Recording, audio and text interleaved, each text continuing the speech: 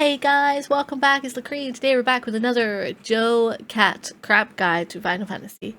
This time is healers, and am I gonna play healer? Probably at some point. I'm gonna play everything at some point, but healer, yeah, it'll probably be one of the next few that I do. So let's have a look. I love power, and I love feeling powerful. It strokes Yep. my biggly wiggly and forces lesser beings to bow down to my awesome might, lest they taste my boot between their gums. Yes! Nothing has ever given me the same rush of adrenaline than knowing that everybody has to submit to my whims for their own safety. It makes my brain do the goody-good chemicals and allows me to feel as though I have control over this truly unfortunate reality that the universe is slowly careening into an eventual heat death, and there's nothing anybody can do about it, as we are inconsequential specks in this cruel and uncaring universe. But none of that matters, because look at this, I can pull my party members into a pit that kills them. I find that hilarious. Yes! Welcome to a Crap Guide to Final Fantasy. Yes! I want that. What was that?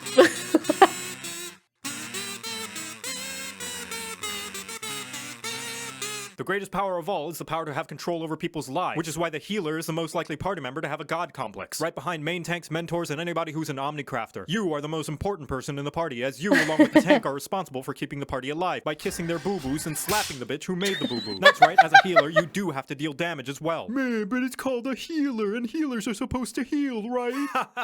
Wrong! A healer's job is not necessarily to heal the party, but rather to keep them alive. And yes, there's a difference. There's gonna be a lot of downtime between heals, and you bet your afflatus rumpus that you're making the fight take longer than it has to if you're just sitting there twiddling your thumbs waiting for your next chance to cast Cure. What do you do when the party's full health? What do you do when the party's full health? Or even halfway up and standing? DPS the bad guys. No, I don't pay your sub.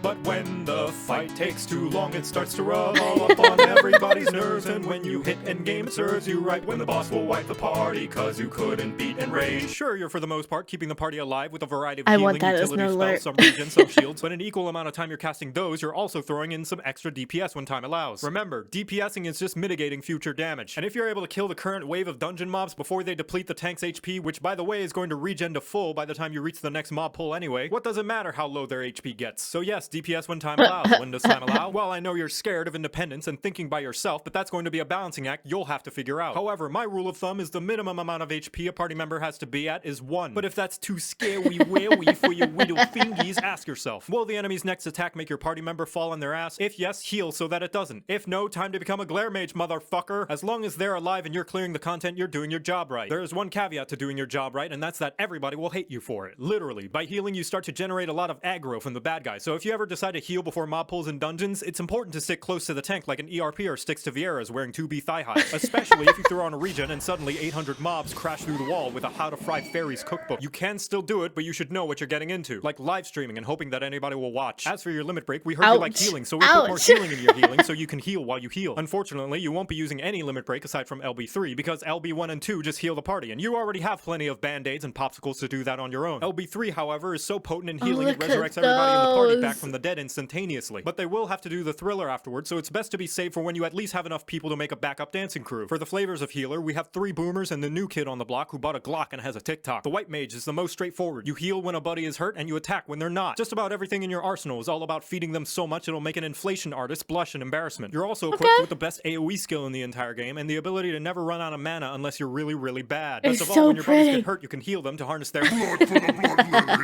But let's say you want to play white mage, but you like tarot readings and star signs like a suburban woman in her mid to late 20s. Astrologian is probably for you. You draw cards that will enhance the abilities of your party members, and you fill the arena with enough space dust and constellations that you'll need 5 layers of sunglasses to see. Taking this job will also teach you how to build a bomb.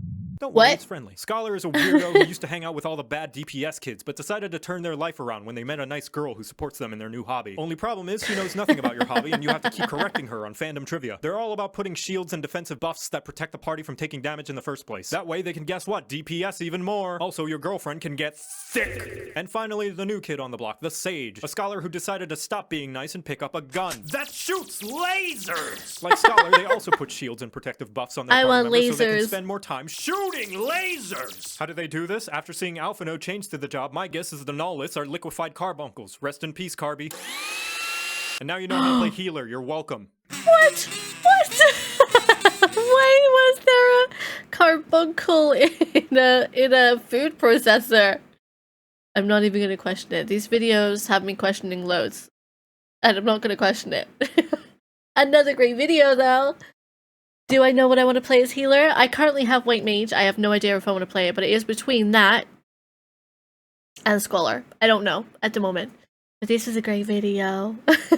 Let me know if there's any other videos I should watch. I am currently going through the crap guides, so don't worry, they are all coming up.